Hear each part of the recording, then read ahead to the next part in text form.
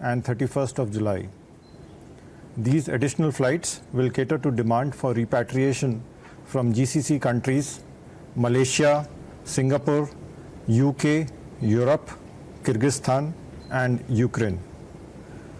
With this augmentation, this phase now has 751 international flights catering to 34 airports in India. If feeder flights to different states are included, there would be a total of 926 flights under the fourth phase. These include around 180 flights by Indian private carriers, Indigo, Go Air, and SpiceJet. As of 15th July, 687,467 Indian nationals have returned. 1,01,014 nationals have returned from Nepal, Bhutan, and Bangladesh by land borders. The number of returnees by Indian naval ships from Maldives, Sri Lanka, and Iran stands at 3,789. You would have seen that the Ministry of Civil Aviation has today announced that they would be starting bilateral air bubbles between India and US, Germany, France, and the UAE. This will allow airlines of both sides to carry passengers to each other under defined conditions. Some of these air bubbles have been finalized while others are under negotiation. This would help movement of people between these countries and India till international air travel is restored to normalcy.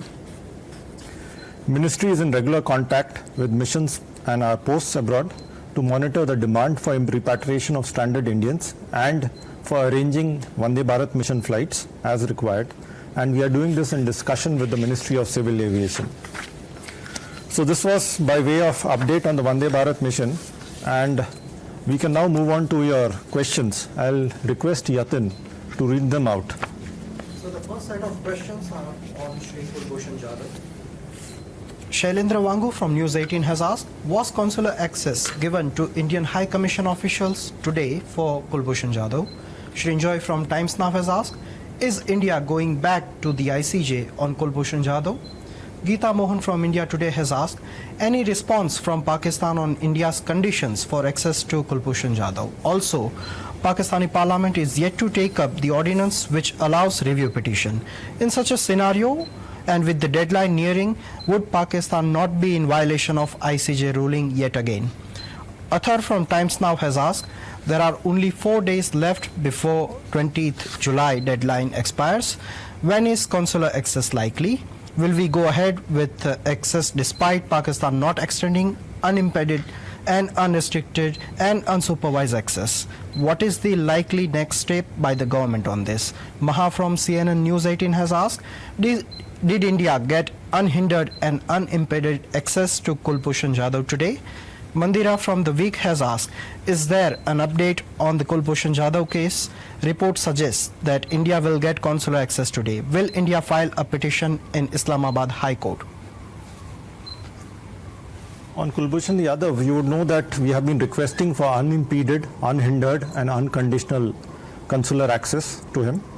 And on the basis of assurances provided, our officials have proceeded for the meeting today. We are yet to hear from them. They have to return and provide us a report.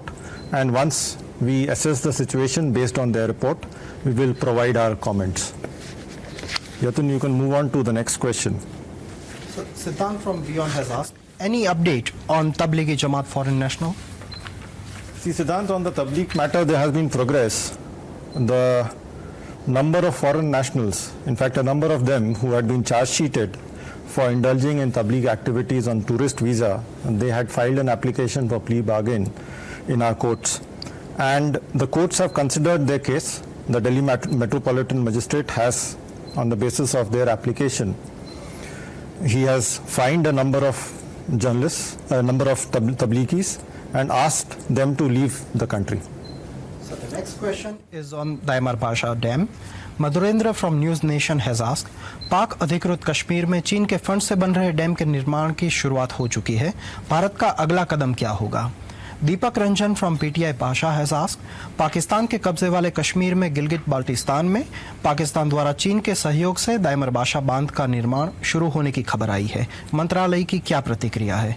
Gita Mohan from India Today has asked, reaction to Pak-China starting work at Daimar Basha Dam. See, on the Amar Basha Dam, I had made our position clear, I think sometime in May. Our position remains unchanged. It is consistent and clear. The entire Union Territory of J&K and the Union Territory of Ladakh have been, are and will be an integral and inalienable part of India. We have strongly protested against the construction of this dam to the government of Pakistan. This dam will lead to submergence of a large part of land of the Indian Union Territories of J&K and Ladakh. And we condemn the continuous attempts by Pakistan to bring about material changes in Indian territories under its illegal occupation. We have also consistently conveyed our protest and shared concerns with both China and Pakistan on all such projects in the Indian territories under Pakistan's illegal occupation where it has no locus standi. So the next set of questions is on India-Iran. Anita Joshua from Telegraph has asked, is it true that India could lose the Farzad B gas field because Iran is giving it to a local company as OVL has made no progress? Madhurendra from News Nation has asked, Iran के साथ Chabahar project में भारत की funding और निवेश पर सवाल खड़े हो रहे हैं, सरकार का क्या मत है? Abhishek Dulia from NHK Japan has asked, could you provide more clarity on the status of Chabahar rail project as there are reports that India is no longer a part of it? Maha from CNN News 18 has asked, is India out of the Chabahar Zaidan project and Farzad B as well? If yes, what has Iran told India as to why they have done this? Is the agreement on Chabahar Zaidan scrapped? The similar questions were asked by Pushkar Bankar, Deepak Ranjan, Geeta Mohan, Athar Khan, Pankaj Pandey and Mandira.